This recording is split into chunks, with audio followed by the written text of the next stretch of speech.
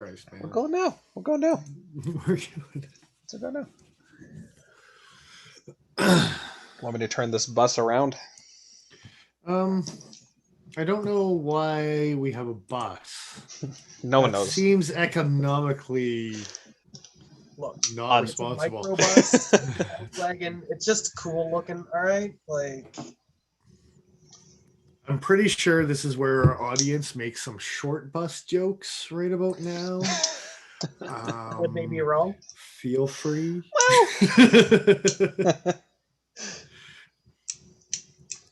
They might be wrong. Nah. Got some short bus days. Got some long bus days. Most of them are happy to Look, be a I'm just medium saying. bus day. Sundays are not long bus days. No. Not with the amount of alcohol usually involved.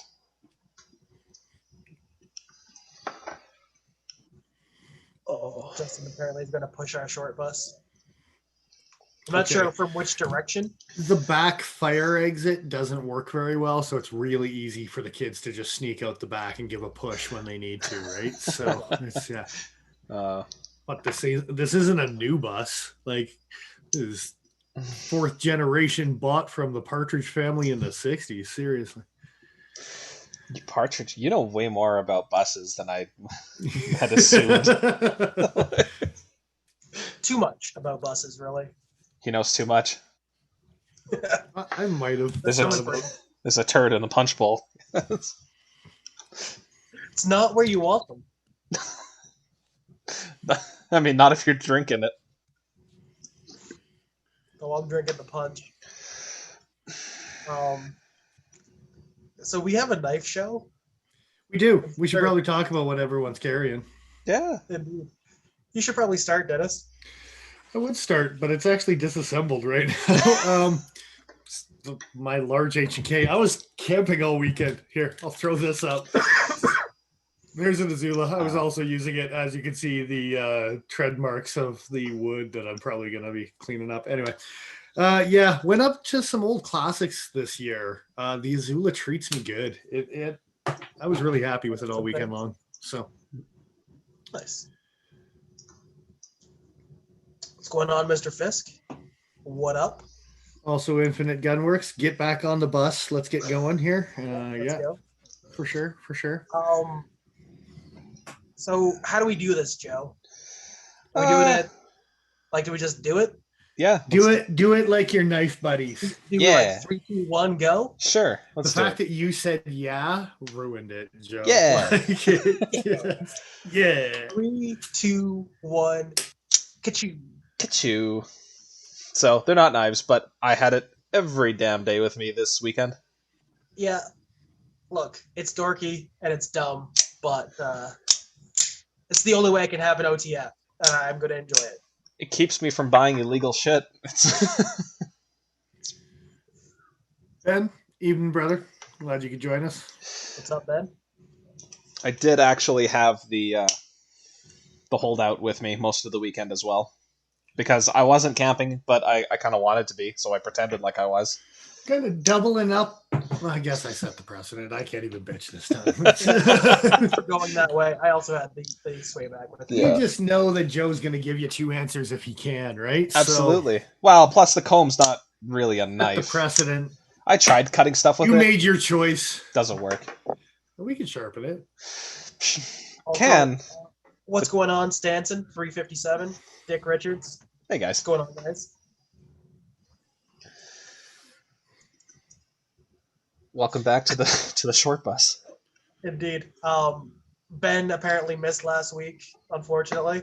He has to hand in his Pokey Factor fan badge. No. You can keep it. It's okay. He's going to I don't know if you guys knew this, but all the videos go up on our channel once we're done streaming, usually the day after. So you can keep in touch. It's up to date on all the third-hand news that we're bringing you.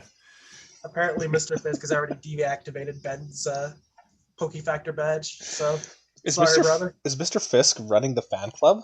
Should I be terrified? Were you not aware of this? He's running a fan club. I don't know if it's how official it is. Well, I didn't sign anything, so I don't know. So a knife show, you say? Yeah, Indeed. yeah. There's a couple of things on knife news that piqued our interest over the last few days. Um, Yays. yeah, Oh, yeah. New super steels in an AG Russell knife. I think that's the first thing we should talk about. go on. Yes. So AG Russell, prolific designer, had his own website. For those of you unfamiliar, he passed away. Oh, what was it? 3 years ago now? 2 years ago? 2018. Yeah, I want to say 2018. But he's had a ton of designs that haven't been manufactured before, and these are slowly making their way into production. One of them is this little swayback. Now, what makes this pretty interesting is this version is being made with M390. I forget who's making it. They do say here. I want to say it's MKM in Italy. Yeah, it is an Italian maker. That's making the AG swayback. Yeah. That would make sense. Uh, M390. oh and... no, it's Macerin. Oh, It's really? just straight up Macerin. Yeah, so I'm very interested. Um, yeah, you don't see too many like really high end steels coming out of at least the personal designs. Like he tended to have a lot of stuff coming out of China with VG10, which was perfectly fine and dandy for what it was. But this is an interesting directional shift for the company, and What's the price point on this bad boy? they're pretty affordable. I'll 165 US. Yeah, 165 for the jack with the stag and Stag and the ironwood. yeah. Now the smooth white bone is 145, and actually that might be the one I'm most interested in anyway. But the ironwood looks pretty sweet. You do Ironwood like a really smooth pretty. white bone, Joe. So Aww. Ha, wiener. yeah, I'm liking everything except for the weird bullet logo on the side of this thing. I don't know. I'm not quite an American enough to pull it off, I don't think. Also, I don't own any firearms, so it's a little strange. But I'm probably This gonna. conversation did I miss? I was reading chat for a second. Oh, just the bullet shield and the handles. Yeah. I'm not super keen on the bullet specifically, but I do like oddball shields. Some of my favorites, I was telling Joe recently, are bananas. There's a person on Instagram who's, I want to say their name, but I don't know if they want their name on out loud, so I'm not going to. But they have a couple different traditional pocket knives with banana yellow scales and bananas inlaid into them. It's actually kind of cute. Awesome. I'm super jealous of them. Yeah. You almost want like a trailing point skinning slip joint shaped like a banana when it's closed. Oh man. I would take that. Anyhow, this isn't the only design that is being produced by A.G. Russell in the near future. So we're just gonna skim over the fact that in our comment section it's kind of gone off the rails. I haven't been keeping an eye on it. Talk about our OnlyFans. Yeah. We'll get demonetized. I am not sure where he's getting this content, but I'm pretty sure it's my face photoshopped over top of whatever it is. I hope they're nice. That's all I'm saying. Just be nice. Please be kind. And I guarantee that he does not have rights to the music. That's for sure. It's famous tunes, but played over a kazoo, so there's no chance of a copyright claim. All right, you were talking about AG's other styles. Yeah. So there's a knife that we've jokingly referred to in the past, talking about knives that are half serrated and how we would like them to be serrated instead of maybe at the heel, maybe out towards the tip. And the A.G. Russell Seamaster 2.0 is that knife. And I adore the fact that this is a thing that exists, and I can't imagine for what purpose it would exist for. To master the sea, clearly. This knife is also made by... Yep. Crap, who is it? It's Meyerchin. Meyerchin. is as a cost-effective version of this knife. Really? Yeah, give me a second. I'll dig it up. Huh. Yeah, Meyer Chin Knives. Meyerchin. I know things sometimes. As I was saying all weekend during camping, sometimes my words mean things, sometimes they don't. Thanks for that high-calorie statement. There was many words that did not mean anything this weekend while we were camping, so I had to elaborate sometimes. I understand. So this is a slip joint, or is it a back lock of some kind, the cheaper one? I don't know. What were you guys going to say about these knives in general? I kind of derailed you just mentioning that. No, I was talking specifically about the fact that they were serrated towards the tip. Yeah. They're also a double frame lock, which is interesting. Yeah, I find it strange that they got a Seamaster from 2004 outlined here, and then they have it again from 2021 with virtually. Oh no! There are some minor changes. Never mind. The stock removal for the lock bar has been moved up. They added a what looks like a bolt for a lock insert. Okay, so there are some changes. And also Infinite Gunworks. If you've got a kazoo, the first thing we need to master is the Robin Hood theme song before we do anything else. That's got to be the standard form of progression here. Standard. All right. Oh, it's been standardized. We're being asked if we are in favor or against serrations in chat. This one's cool. I like this purpose-driven one with the ropes and the cutting on the front and the sheep's foot and I kind of dig this personal design, but as a general rule, nay, sir. If I'm going to carry a serrated knife for any purpose, it's going to be fully serrated. I don't have any fully serrated knives yet, but I do want to get one or two. I know there's one on your horizon, yeah. I got a Spyderco kicking around somewhere that's fully serrated. It's good for what it is.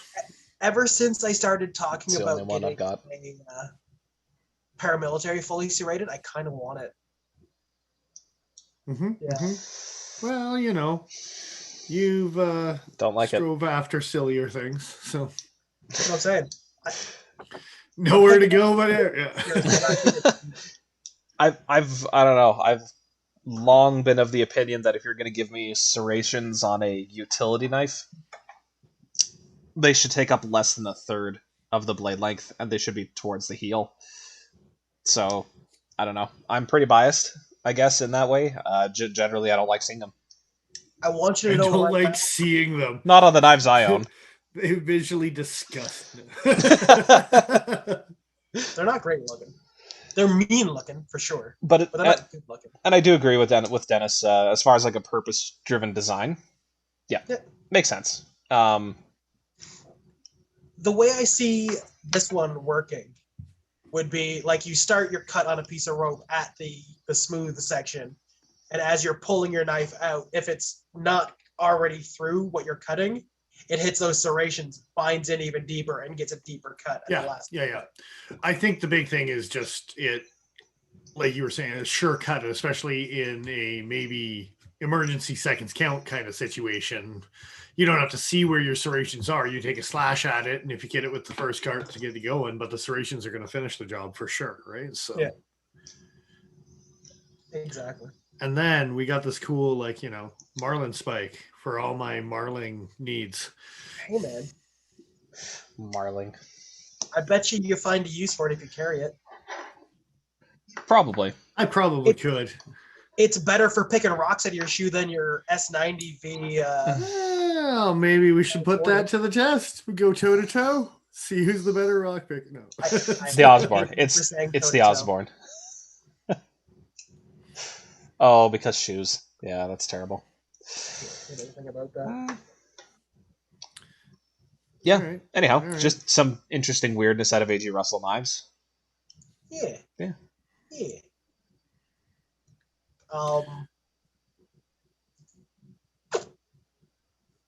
Who wants to go next? Mine are pretty minor. So if we have time, cool. If we don't, we don't. So I have a thing that I think is going to get some decent reactions out of you, Dennis. Well, sometimes I have good reactions. It might be an off week. I've been camping this weekend, so I'm a little exhausted. But I also might have something to say. So a couple weeks back, Knife Steel Nerds did an edge retention test on a bunch of steels. Continue. Go on. I think this round, let's see if I can find all of them, was 420. He did 420 high carbon. XHP, Spy 27, Rex 45, Rex 76, CPM T15, Maximate Rex 121. And that was in addition to tests that he's done in the past. So this kind of added to that data. Now, is this all at optimum heat treatment? Because he likes to pull those numbers out sometimes. Yes and no. And that's where the controversy might come in. Okay. Go on. The thing that I found most interesting about this test was just how similar Spy 27 is to S35. Okay. He describes it basically in this article as being almost identical. And the composition is completely different, or different enough that it shouldn't be identical, but it's pretty damn similar. And as far as those Rockwell numbers, I've got them on screen here.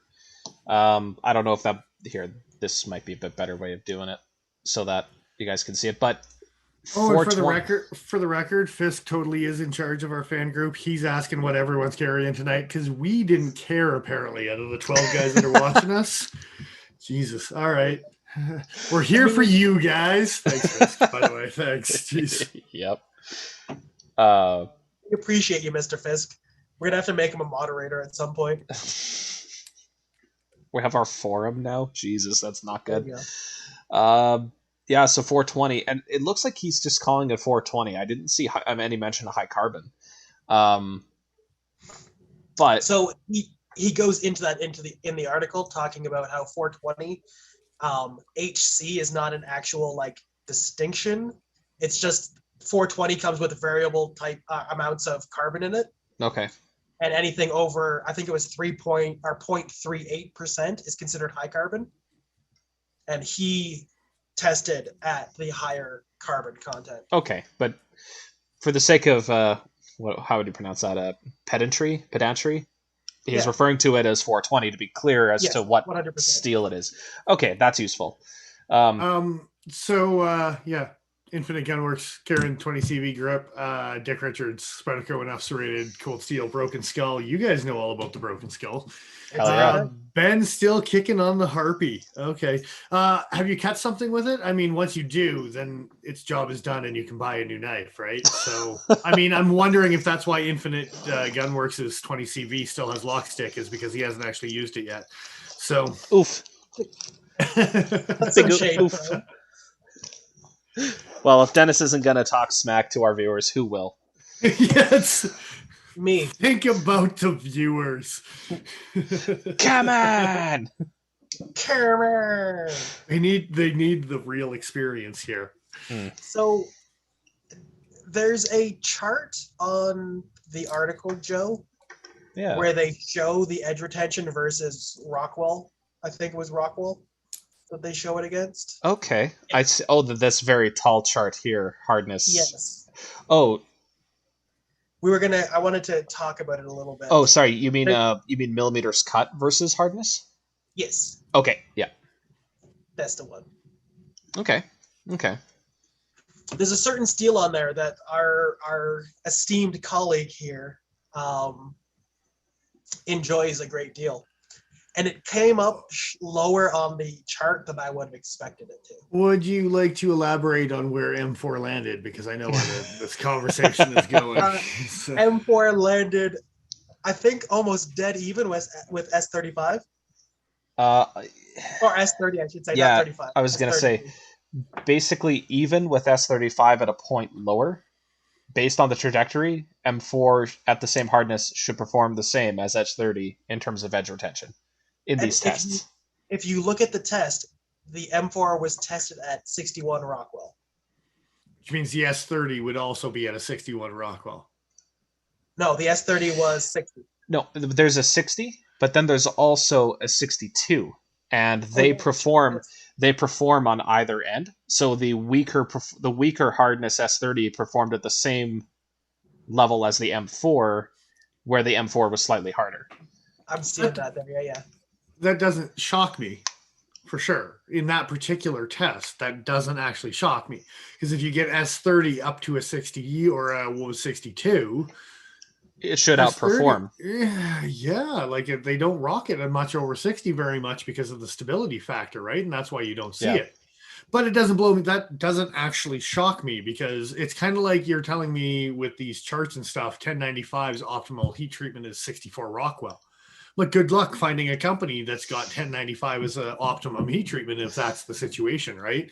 So it's the same thing. Good luck trying to find a 62 Rockwell S30 that's out there. I doubt that you'll be able to track one down. You're probably going custom at that point, I would assume. Yeah. You would also assume your edge stability is garbage. Which is why you probably assume a little bit more of an obtuse edge. Like 20 degrees per side would be a minimum if you were going to push it into higher Rockwells. Yeah. The thing that it wasn't that I thought you were going to be contentious about. It was actually the Rockwell that the M4 was tested at. At 62? 61. Oh, yeah. Well, it was Kershaw's. It's not their fault. I wanted to step into it though, because he actually does say in the lead up to it that I believe he intends to run M4 again at a higher Rockwell. Okay. But so many companies run it in that 60 to 61 range that he felt obligated to show what the edge retention should be at that hardness in that case. But and I think that's why he did the S30. In other charts that he's even put out, he's talked about optimum hardness on M4 is much harder than that. Yeah, exactly. Yeah. Right. So even himself is saying, yeah, this is where most companies, so that's where I'm going to throw the gauntlet down, and blah, blah, blah. Which is funny because he throws the same gauntlet down with S30 that no company is out there. No.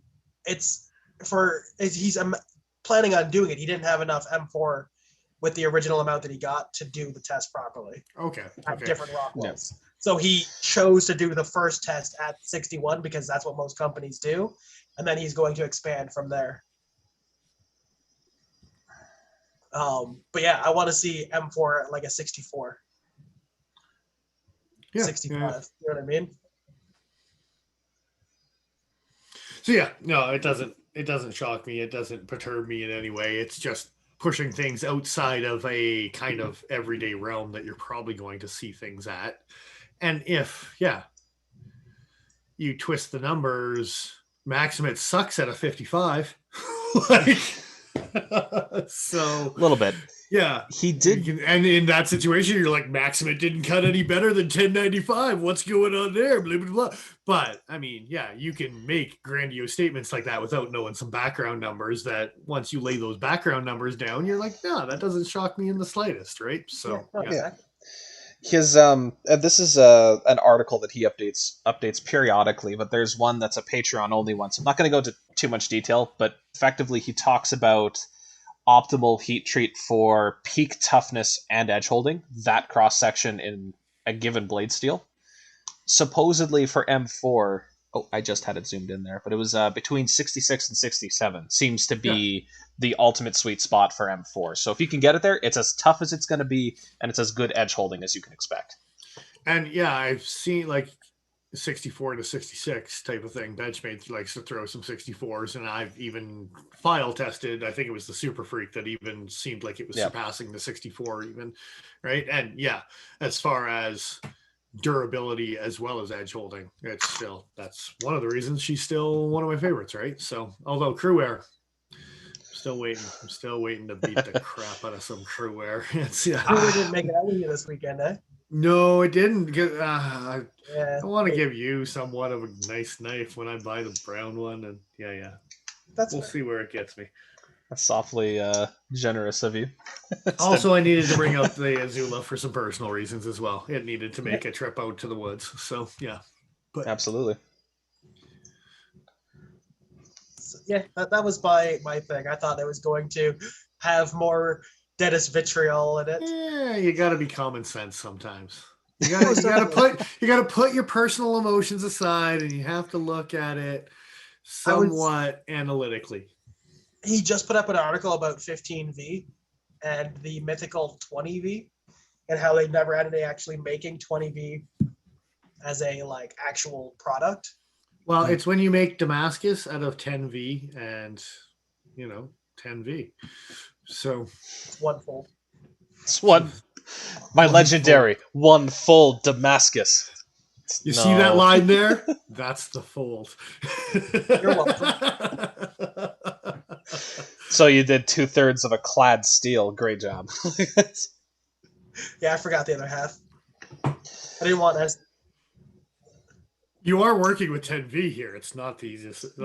Yeah, you can only do more. Do you know how much effort is in that one fold? Yeah. So, but the thing that I was going to say about the 15V is that apparently to get 15V hot enough so that vanadium carbides don't start forming in your liquid steel, it's detrimental to the refractory cement that they use inside of the crucibles. So 15V is extra expensive because it wears through crucibles, which is kind of interesting. That's a little terrifying. Yeah. There you go. Somebody else's turn. All right. You had some other knife newsy stuff, didn't you? No, for me, I just wanted to talk about the A.G. Russell stuff and. Okay. Yeah. I wouldn't mind talking about the Artisan Ray Laconico collab. We can do that. Because at first I was like, meh, I don't really care. And then. Is this lockback from GEC the one that you have, Dennis? No, I have the 72. I wanted to talk about what the hell the difference is between the 83 and the 72 because I don't even know. But I think the 83 is a full size and my 72 is a half size. I think is the only difference. But other than that, it's the exact same freaking pattern. But yes, the Ray Laconico design. At first, I was like, meh, I like his other one better by Artisan, the sheep's footy one. I forget what it was called. Anyway, but then if you scroll down and you actually click on it and they show that they make a full TI version of it, and then all of a sudden it started speaking to me a little bit. Yeah. Start feeling things. There's a micarta version and but it's all mismatched scales and blah, blah, blah. But then they snuck this sweet full TI one in there. What is that maroon material? So that's micarta, I think. Is pretty. So I didn't realize they had I thought I could have sworn that the little thumbnail here showed a thumb stud. So there's versions that are just front flippers and versions that are front flippers with thumb studs. I kind of want the thumb stud for that snappy action, but I kind of want to get the thumb stud off of it for the really clean look of the front flipper with the all TI because that's clean as hell. It is. I like both. I like options when I'm opening my knives. Oh, okay. So there's a kind of a milled texture on the titanium with the thumb stud. It looks like there still is without. Okay, I wasn't sure if they were doing like a smooth titanium. Doesn't look like it though. Interesting. It's not rocking this kind of finish. No, I don't. It's hard to tell on this crappy Instagram. Okay, don't get me wrong. If they just made a thumb stud version or they just made a front flipper version, Fisk actually brought up a point. If he made it with no flipper, it would be sweet. I would actually probably dig that more. And that it appeals to both crowds instead of trying to cram the two into one and then just the one option into the other type of idea, right? So I don't mind the flipper being there. I don't know if it'd be super obtrusive or not. No, but it would be a fairly easy thing to remove, probably. No, only if there's an internal stop pin, right? Fisk is asking me to look at the XLC by Monterey Bay. If you want to bring that up, Joe. The XLC. I was going to say. I hope it looks like this knife because if it looks nothing like this knife, I'm not listening to comments ever again. I don't think I've ever had to spell Monterey Bay. I don't care what you're carrying. I don't care how many times you unsubscribe. I'm pretty sure Laconico does designs for Monterey Bay, and all of his designs look the same. So I say that with love because I like his designs. Well, he's got the Keen. Yeah, this thing. The Keen just looks like a cap art. Yeah, this thing looks like a cap art too. Hey, Kepart's a great blade shape, but that's not a Kepart. There's nothing wrong with it, but yeah, it's kind of Keparty. It's kinda, but it's a little too pointy. It's a spirit point. And I think that's what I liked about the Artisan is it's got a little bit of that That's a swedge Kepart. harpoony thing going on. Apparently, he uses internal stop pins. Then okay with yeah, that. then grind away that front flipper if you don't want it. Well, on the XLC, grind away the normal flipper to get rid of that shit. It's And then how the hell do you open it then? Well, I'm gonna make you put a mushy detent on it, and then we don't have to worry about it. If I can shake it open. Yeah, I'll get it taken away from me. It's fine. It's big brain I time. want a Monterey Bay. What was that An shit? A-guard, I think. What was that double Yeah, D10 nice. flipper? The EWC. That was the one. I wonder if they have it here. No, they don't.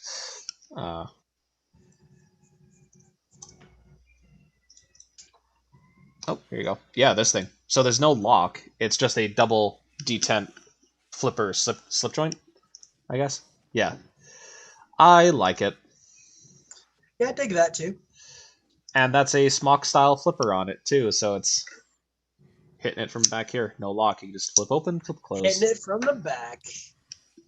I was hoping you'd say something. Yeah. I thought they had a full tie version of this too, but I could be wrong. Maybe they just have the titanium. Or sorry, they just have the carbon fiber. Mr. Fisk said the term slayback in chat, and I'm not sure if he's talking about this or if he's talking about something else. That could be a risky Google. I'm not sure. I don't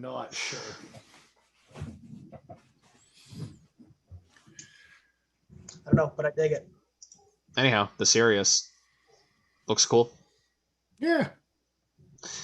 Like I said, it's clean. That one I is like all of awfully these clean. designs for that reason. They're such simple, clean So lines.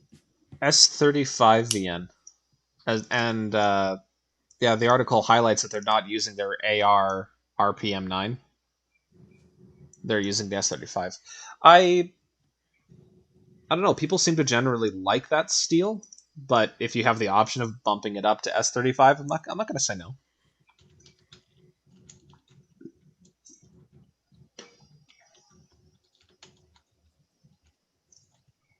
So apparently a slayback is a Monterey Bay. Monterey knives. Okay, I feel a little bit better looking this up now then. Oh, hello. I want to be friends with that. I keep spelling this wrong. Slayback and titanium. Okay, that's kind of nice. I like that blade profile. Shit. Mm-hmm. Why are you showing me these things, Mr. Fisk? Hey, that's a... I know it's sold out, and I don't know how long ago this was a thing, but 190 American. What does it look like closed? It's a double D10? Oh, no. This is a... Oh, I thought it was a locking knife. Is it a... No, it doesn't look like a liner lock. I guess it must be double D10. Double D10. Mr. Fisk is saying so in chat. Ooh. I like all those things. Yeah. I think I might like that more than the EWC. But do you like it more than the old guard? I don't know. That's a riveting conversation. I'm thinking about as it. We're Yeah. just progressing beautifully in this live stream. I'm going to jump onto something else. Knife news. They were talking about the 83 GEC and trying to figure out what the difference was. And I looked at it again, and I even measured blade lengths compared to my 72. It is a 72. It's just the third generation of a 72, and they're calling it something else. And it's now an 83 now instead. But There you basically, it's the third iteration of the 42 or 72. And they've done them under Northfield and GEC. And I believe mine's actually in Northfield, if I remember correctly. You gotta wonder when they're gonna start running out of designs and start repeating ones that they've already done. Hey, wait a minute. What do you mean 83? Yeah, exactly. Mm-hmm. But So a Yeah, little. this is it's 1095, right? Sorry. They're doing the 83 and 1095. I think is what they apparently said. some of the GEC stuff got 440C, but yes, most of them are 1095. Mine included is a 1095 version. I've Yeah. seen 01 as well in a Sodbuster at least once. Yeah. I think those are the three steels they mostly stick with, to be honest. I want to say they did a different type of stainless that wasn't 440, but I couldn't tell you exactly what grade it was. All I know is that GEC collectors are rabid when it comes to snatching up drops. So if you Good want luck. one, either be prepared to shell out some hefty cash after the fact, or just be quick. Or be super lucky and have somebody else that bought one and couldn't turn it over. Yeah, pretty much. I don't feel bad Well, about that at all. Nope. I need to carry that thing more. I don't know. It's a I pruning appreciate knife. Mr. I need to carry my pruning knife more. Yeah, it's a great little box cutter, man. This thing's awesome. You know what I was thinking for an EDC? Yeah. Why don't you just turn the Meyer chin into? You've got two. Yeah. Well, of course. it was so you can dual prune. See, it was either the slip joint or it was the lockback, but I felt silly carrying them both. So Can't imagine why. I feel silly carrying this enough as it is. Yeah. I appreciate Dick Richards' comment in chat. We know some things sometimes. We also spout some very ridiculous things sometimes. So, yeah. Refer to my camping weekend this way.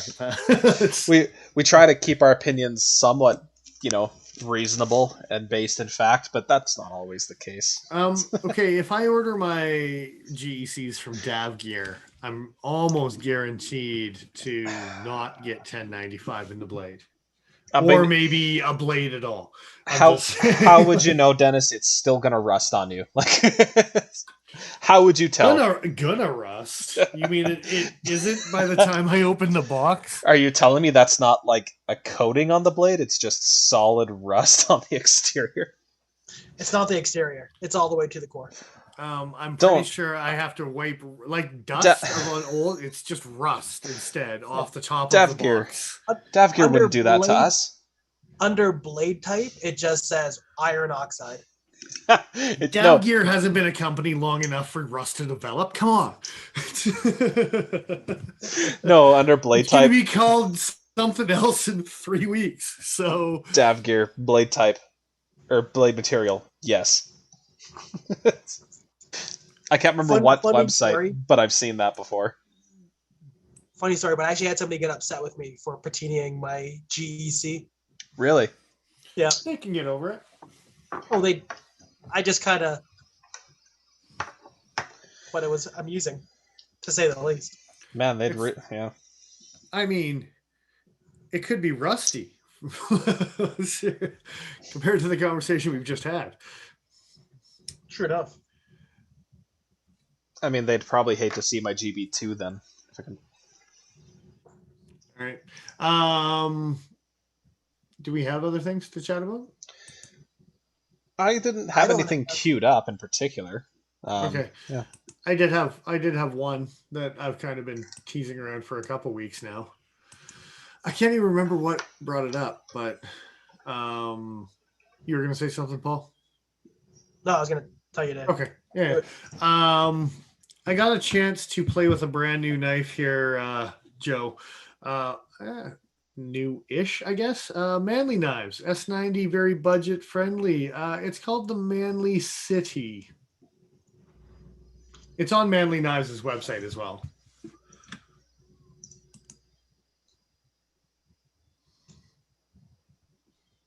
Their website is very slow loading. -bg.com. Yeah.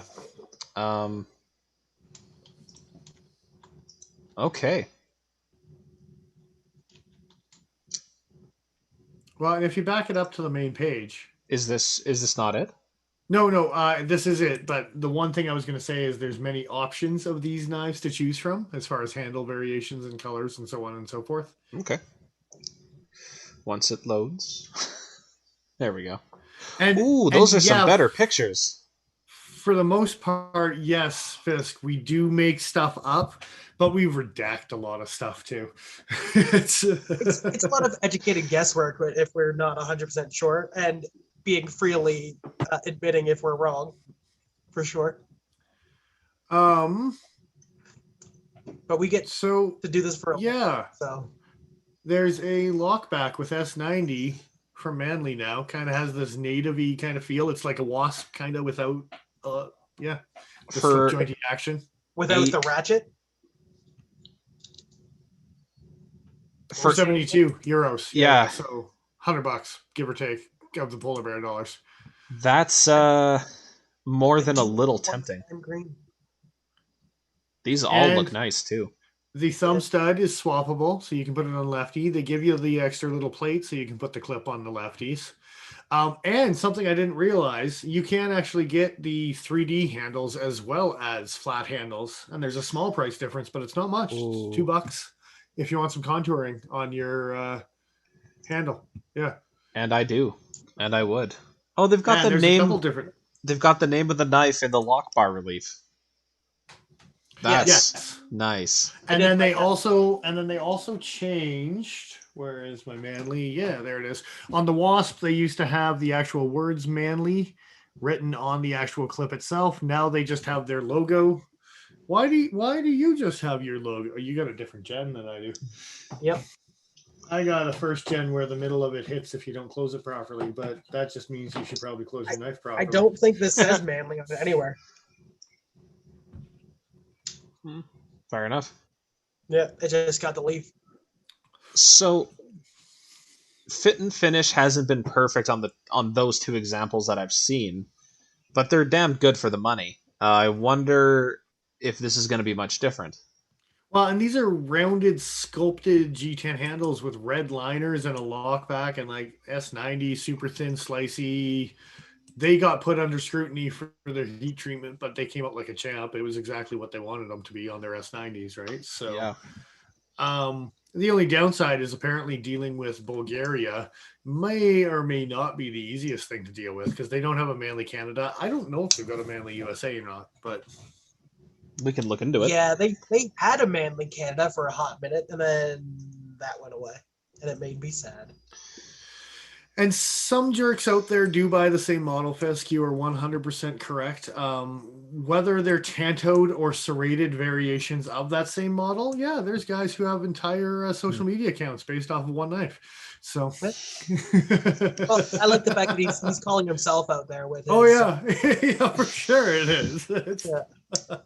I mean, you should see some of the PM2 accounts. But still, shit. Yeah. Wasn't the PM2 accounts are a thing. Yeah. Yeah. They're a real thing. Yeah. So, anyway, that's hilarious. Good stuff, Fisk. I like to calls it like it is. Now I'm looking at Patriots again. God damn it. That's the one thing you can say about my own personal knife collection is when you look at it, I do not have a type. Like blondes, brunettes, redhead, it all works. Like it's seriously. There is all over the map when it comes to some of this stuff, right? So for me, variety is what gets me more often than not to make a purchase on something. If you know. I mean, we all have our sweet spots. Joe likes daggers. I like TI handles. Yeah, absolutely. Yeah. I like both. Yeah. Paul likes knives shaped like sharks. It's fine. Don't worry about it. Yeah. And legs. A memoir. I can't wait for my shark knife. I'm so excited. Oh, man. So, I mean... me and Paul got to handle one of these a couple weeks back. And it is right up there for the price of this thing. It is going to be a native killer for the price. That's for sure. Well, shit. I mean, both you and I ended up with the fluted carbon fiber S90. What did these things run? 3 times the price of this thing. Yeah. Like it's So you're looking at 3 times the price for effectively the same thing, at least in terms of blade steel. And made in the States, of course. You're paying And cost then of one of living the differences. first things I checked was the cutout is ambidextrous. You can pop that screw off the thumb stud and put it around on the other side. So yeah, Nice. we're in good business. Giving you the little Yeah, the little plate. Little Yeah, tab. that a lot of companies don't think about or don't even do. Yeah. So you were looking at a Patriot. Have you seen the Blaze by any chance? It's a good looking knife too. The fixed blade.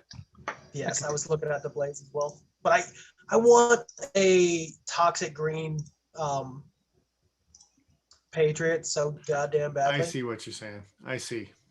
I want it to be obnoxious. You've just ruined everything. I just ruined knives for everybody. Can you just take the Manly page down now, Joe? It's We're done? We're done here? Okay. Can you bring up some dab gear? Wow, we're talking about toxic green. We might as well bring up some dab gear again. So, I have it open in man. another tab. Don't make me do it. now, what I will say about these knives as well is the D2 is very reasonably priced, no problem at all. The 154, although it is CPM with 154, is up there a little bit in price. It's because they got to import it from the U.S. and then import it back after they're done. Yep. Yeah. But that blade, it's like cold steel, but reverse. Oh, did I make people upset? I own so much. Joe. Only yourself. I own so many cold steel knives inside them. Okay, can I just talk about the fact that more companies need to do this liner in a different color, and then do the cut through so you can see the color with a little bit of contour? On which model are you talking about? Are you looking at the City still? I'm looking at the Manly still. Yeah, the Manly, but which one? Manly, sorry, the City. Yeah. I like those grooves. Like how by the finger choil it'll show that the secondary color. It's a nice touch. Yeah. I'm into it.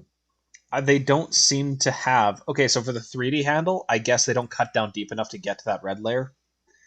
So you can get the red and black and flat with the S90, and that'll show off the 2 colors. But if you want the 3D contouring, it's going to be all black on the exterior.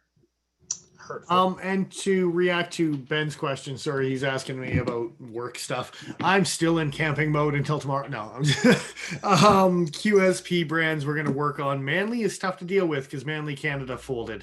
So if we are looking at some Manly, we're actually going to be dealing directly with Bulgaria, or if there is a Manly USA, I'm not sure. So that one's not so guaranteed, but QSP, everything's been successful so far, so we're going to keep that train rolling and hopefully expand on the QSP stuff. So this is sponsored by The Cutting Edge. Like and subscribe. Anyway. Yeah. Do it. Feeds my addiction, and soon it shall feed yours. If you're local, I suppose. Preliminary searches seem to indicate that no, Manly Knives USA is not a thing anymore. Didn't get any results. Like the first result was from Boker's website, which is not a good sign. Maybe there's something in their website here about it, but I'm not hopeful. About who? What? Manly USA, if there's any kind of... Yeah, they just say worldwide delivery here. They don't offer any alternative as far as ordering from anywhere else. Anyway, yeah, doesn't matter too much, but yeah, I would imagine it's got to be cheaper in the short term to have a central hub like that, even if shipping is more expensive, rather than trying to have hired personnel in a bunch of different countries. Do we know what the shipping costs are like directly from Manly? No, but I don't think it's actually that bad. I think they just don't do anything express, so you better wait a couple months for it, or whatever, right? So, but right. I think that's why it's probably pretty reasonable pricing. Is they're like, we will send it to you at this time, and you will like it. So you're like, yes, I will for the price you're sending it for. I hope to get it soon. Like it's yeah. I know shipping out of Europe into North America is usually cheaper than shipping the other direction. And quicker, too. Ask me how I know. Pain in the ass. Still waiting to hear back from people I sold some friction folders to, and I feel terrible that they haven't arrived yet. If you're watching, hi. Sorry. I keep checking. Sorry, the Postal Service sucks. Mm-hmm. Yeah, they're terrible. Not all the time, I but may or may not have called it the Postal Cervix. well, you know. But you know, all right then. All that's right. a different thing. That's a good segue. On that Is it? note, No, it's not. There's nothing that we can segue that into. I have a couple things from a couple weeks ago that were just funny. And then there is one more on Knife News that they released another new multi-tool that I'd like to slag on a little bit if we have time. So, okay, let's do it. What are we slagging on? have you not seen on Knife News' new multi-tool or like release about Leatherman's new multi-tool? This one was speculative, I thought. They don't know. They say making us it was wonder on if the official company website in the Czech Republic, and then it got pulled down. In the Czech Republic. Yeah, the Leatherman's website. Are they pulling a Volkswagen? I see. But keen-eyed multi-tool fans spotted product pages for both the Curl and the Bond on Czech Republic Leatherman website. Very interesting. Yeah. So the Curl might be a thing. It shouldn't be a thing, but it might be a thing. Tell me why not, Dennis? So why should it not be a thing? Well, have you ever wanted your wave to be 5 years old and missing some pieces? Well, this is the tool for you. Like, go on. I'm interested. Please tell me more. Tell me more. Have you ever thought, man, I can notch these wire cutters to the perfect notch size so they cut evenly every single time? And this is the thing that kind of weirds me out, is that they're going back to the molded heads. Whereas, like, even the rebar is coming with slotted replaceable cutter bits, in whatever. 154 cm. Yeah. So, and then on top of that, really your big selling feature. Wow. Yeah. Probably because they've sure, been doing this for so many. Think about the warranty. Like, I thought the whole idea here was that if you ruined these bits, you can't make a warranty claim. Right? They just tell you, like Paul was talking with me about this earlier today. It was like, yeah, they'll point you to a sales page where you can buy replacement bits. Whereas if you wreck the head on your pliers, they're obligated to. I think that was their intention. I was talking about a video by Pete from Central Canada, where he's talking about both Leatherman having the replaceable bit cutters, as well as I think it was Gerber that he had a set from. And the Gerber ones he had replaced like 3 times in the same week because they kept crumbling on him when he was using them to cut wire. Steel wire specifically, but wire nonetheless. And I am curious about Fisk, 5 years old and missing pieces. Which pieces? Does it happen to be a serrated blade and whatever the hell else is missing off of this curl thing? A microbit driver, I guess? Serrated blade and a saw. This one just has the file and the straight edge. Well, I mean, it's not showing the opposite side of the tool, but was there a point in time where they were putting 2 tools on one side and no tools on the other? Like, as far as the exterior of the tool goes? Because I know the Wingman and the Sidekick both were like that. Yeah. And if this is supposed to be a more basic version of a wave, like I said, without moldable plier, without less pieces, whatever it may be, right? But my follow-up question to Fisk is, can one of those broken tools be turned into an awl? Because then you've got this tool right here, because that's what you were missing out of the wave the whole time, is the good old awl. So his tiny screwdriver had an unfortunate accident. Oh, that's perfect. That's waiting to become an awl. You have yourself a curl already. Did you take pictures of it on social media? Do you deserve some credit for this particular design? It's like blade shops all over again. Exactly. Chinese started ripping them off before he even knew it. Except in this case, the Chinese were Americans, and they were Leathermen. So, the Wingman already exists. Yes. The rebar already exists. The wave already exists. Why are we going back to this? Because this is a very slight incremental step between the wave and the Wingman and the Sidekick. And kind of the rebar. So, Question: do you think they already had the tooling to just put aside, and they just pulled it out of storage and started making stuff again? Well, the thing about tooling, like when you say tooling, nothing on that multi-tool looks different than other Leatherman multi-tools I've seen. So I think it's kind of like they already had everything ready to go. They just decided, fuck it, this fits a niche within our product line, so let's do that. It's kind of like that wave that we got that had two right hands. Yeah. Somebody's just sitting there putting parts together and going, "Hey, look, it fits." Send it out. I have a third follow-up question for Fisks. By any chance, does your knife in your file not lock anymore because these are non-locking? Right. Okay. That was the other thing. Insult to injury. The only reason that I'll agree with the non-locking thing is because it gives you the opportunity to carry that tool. And that's what they're trying to market towards. Yeah, okay, for sure. But why would the blade be over 3 inches then? Because some countries that's allowed. And you can grind it down otherwise. I don't know. There is a lot of countries that 3 inches isn't actually a factor. It's more states than it is a lot of countries. There is some European countries that have I think the UK is picky about it, isn't it? The UK is super picky about that shit. UK is super picky about anything you carry, but yeah. Persnickety. Why do you think I'm selling friction folders over there? The poor bastards can't afford a lockback. Can't afford? Are you kidding me? They can get one from Bulgaria for $100. We just talked about that. Can't afford to carry it, is what I'm saying. It's affording the thing on your own property. Apparently, they don't give a shit. Yeah, you can. I follow a YouTuber who's British and has a lot of fun cold steel knives and stuff like that at home. Yeah, at home. Exactly. Apparently, and I don't know if it's true, but I did used to watch a British bushcrafter who would carry a fixed blade knife out in the bush, and that was acceptable as long as you weren't like in city limits. You could have a knife appropriate to the task you were doing out there. I've talked to several people that like have experience in the UK, live in the UK, whatever type of thing, and it's very situational. Like if you're obviously out hunting, whatever, or like you said, in the woods, bushcrafting, blah blah blah, fillet knife in your tackle box. There's a lot of blind eye situations going on, right? But yeah, there's also a lot of being able to approach someone.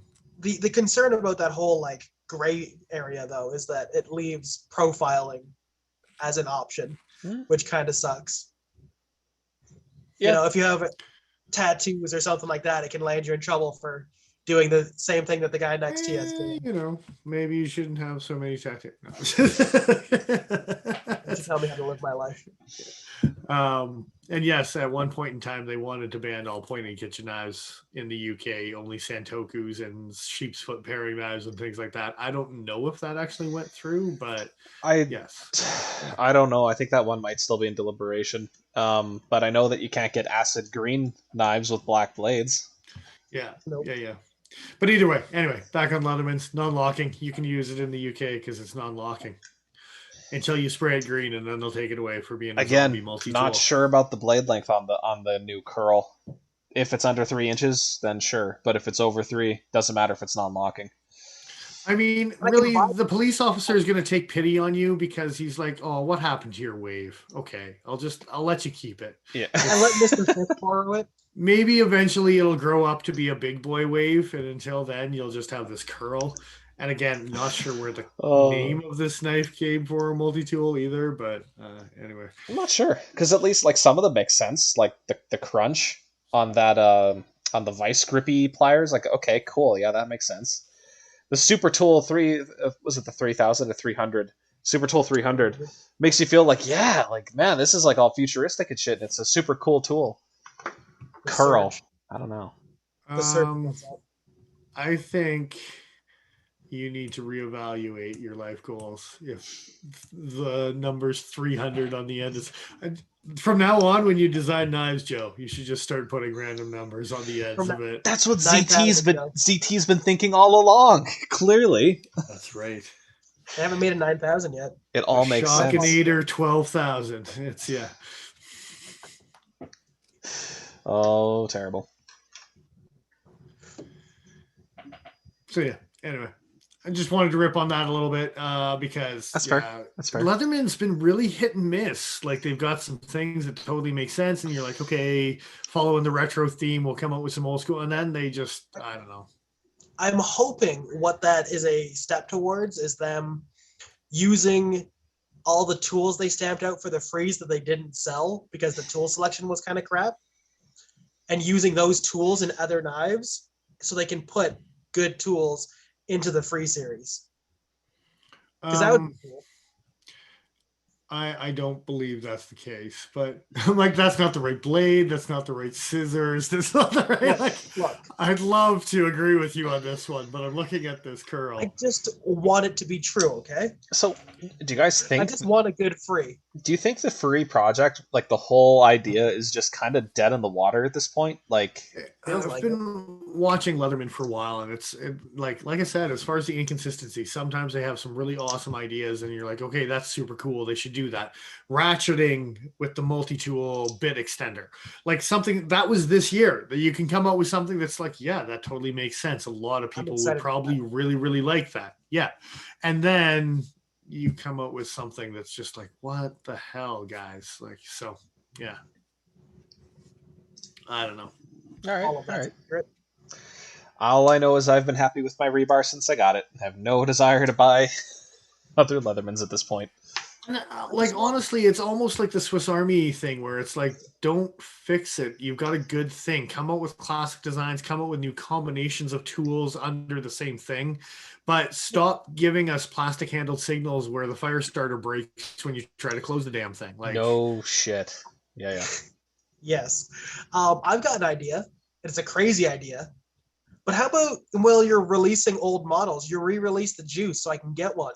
That'd be cool. I think did we talk about this last week too? But like, yes. The Juice is such a nice multi-tool. The Juice is there, man. No, I'm just kidding. It's loose. You're living in the past, man. Oh. Anyway, yeah, like I said, the classic models, I think they should follow more of a Swiss Army kind of template about just mix it up, throw some tools in that you haven't seen and call it a new multi-tool. Call it a field master instead of a ranger. Or a hunter. It's a corkscrew. You got a whole new model. Leatherman can start following that principle, and I bet you they'd be really successful.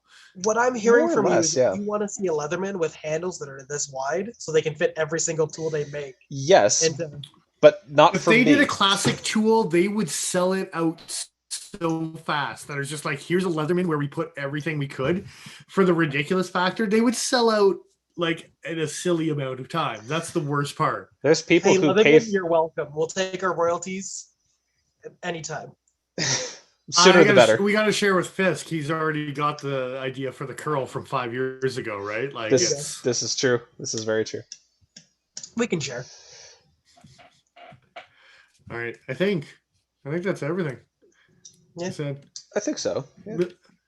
I had a bit of an open question. Well, a bit of an open question. Anyone who's listening, but especially you guys in chat, what would you think about the idea of like a customizer for Leatherman or for Victorinox Swiss Army knives that actually mattered, where you got to choose the exact tools that were going into the construction of your tool? Because I've wanted that for a super long time. I don't know how complicated it would be to set up that sort of big programming there. Big programming, because what would happen is you would put a knife blade on here and it would limit your options on this side. Yep. So what they would have to do is they would have to silhouette all your available pieces on those sides, and as you filled it in, it would limit the other options of what the pieces have. And you absolutely, like that. And you select by priority. I mean, why the hell not? Nah, it wouldn't be priority. You would have to like click on knife blade, because if you did this blade on this side, you couldn't get the screwdrivers because it wouldn't fit and close together. No, what I mean is you would go through on this theoretical website and select the items that are most important to you that you want in the multi-tool. So I would start with like a file and a wood saw, then bit drivers, then a can opener, like stuff like that. I might not even put a knife blade in it. I wouldn't at all. Like I've used the very first time I used my Leatherman rebar knife for anything was literally to pry out the little lock bar insert on the inside of Paul's comb the other day. That was the very first thing I did, was use it to poke and lift that bar out. I haven't cut anything with it. Useless. And Ben has a super valid point. The manufacturing line, to be able to make something like that, you would have to go to a handmade customization, where people are assembling those tools for you. Oh, yeah, you'd probably pay a premium for the man hours required of slapping those together. This would no longer be a Leatherman roboticized factory like Leatherman's factory is. It's completely automated. There's no people that touch. There is people in the customer service and the warranty aspect. In the warranty, yes, yeah, exactly. Yeah. But as far as making a Leatherman, human hands don't touch that damn thing. At any point, even towards the end of assembly? I think maybe in a final inspection before they go in the box, there's one person that looks at them type of thing. But there's actually on Discovery program, they did a tour of the Leatherman factory on that program called How It's Made. And they did the Leatherman, and it's 100% automated, roboticized from sharpening the blades to assembling them to everything. If they're still using, I remember seeing clips of that. If they're still using robotic arms for a good portion of it, honestly, they should be able to fully automate getting those tools. The programming would be a nightmare. 3D modeling everything, making sure that you can get all the different sequential programs in order and doing it flawlessly. Sure, the setup would be horrendous. But where the hell? It would probably be easier for a Swiss Army knife.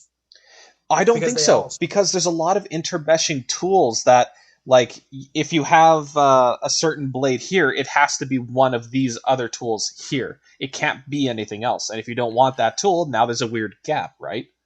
Like, and that's what I was saying for both Leatherman and Swiss Army, is I think as you're picking pieces for what you want, it's going to limit what your other pieces are going to be, because if you put a scissor here, you can't put a file here because it doesn't crisscross properly, right? But effectively, if you're making compromises, then there's no point in having a customizer, because I can just buy off the shelf and already be. And I mean, with Swiss Army in particular, there's so many models that, I mean, yeah, I can get what you're saying when it comes to any sort of like customized and have your own pieces and stuff like that, but so many models that's how Swiss Army gets you as well, is it's just like, you know, you might never use the small blade, but you're going to use the can opener and the corkscrew and the big blade, so you might as well just go with the waiter and be done with it, like it's, or whatever, right? Yeah, so I suppose it's difficult for me to accept that you have this neat little stack of tools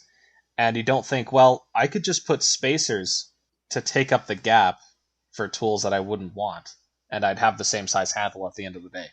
I don't know. I think it's something that would be worth exploring. I think they make a killing. And because it would be all computerized, again, you wouldn't need somebody there assembling everything. So, but that would be the con side, is it would be a logistical nightmare. It would be to awesome, set up, and consumers would pay a premium, but yeah. But then every time you add... outsourcing somebody else to set up. Yeah, more or less. Just make somebody else do it. You can't tell me Leatherman doesn't have the financial resources to set something like that up without, you know, it being a major cost for them. You never know, man. Maybe they're struggling. Maybe they're using recycled 5-year-old waves to come out with a new product. You don't know financially how they're doing. Fair enough. They're banking on $60 Heritage cheese last year. You don't know where they're going. They're desperate. Joe, put it down.